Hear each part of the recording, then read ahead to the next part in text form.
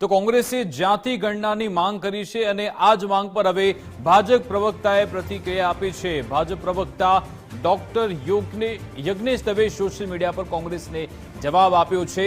યજ્ઞેશ દવે કહ્યું કે રાહુલ ગાંધીએ પોતાની જ્ઞાતિ સંસદમાં રજૂ કરવી જોઈએ, પોતાના પરિવારની જ્ઞાતિ સંસદમાં રજૂ કરવી જોઈએ।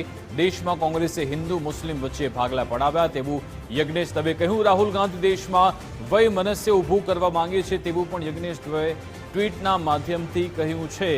તો હવે જાતિગત જનગણનાનો જે મામલો છે ગુજરાતમાં પણ તે મુદ્દે હવે વાર પ્રતિવાર થવાના છે, કારણ કે ભાજપ પ્રવક્તા યજ્ઞેશ દવેએ આ અંગે પ્રતિક્રિયા આપી છે। સોશિયલ મીડિયા પર તેમણે એક પોસ્ટરની મદદથી કોંગ્રેસ પર કટાક્ષ કર્યો છે। તેમણે કહ્યું રાહુલ ગાંધીએ પોતાની જ્ઞાતિ સંસદમાં રજૂ કરવી જોઈએ, પોતાના પરિવારની જ્ઞાતિ સંસદમાં રજૂ કરવી જોઈએ। દેશમાં કોંગ્રેસે હિન્દુ મુસ્લિમ વચ્ચે ભાગલા પડાવ્યા, રાહુલ ગાંધી દેશમાં વયમનસ્ય ઊભું કરવા માંગે છે તેવું પણ યજ્ઞેશ દવેએ કહ્યું છે। પોતાની ટ્વીટમાં એક તેમણે પોસ્ટર મૂક્યું છે અને તેની મદદથી તેમણે કોંગ્રેસ પર કટાક્ષ કર્યો।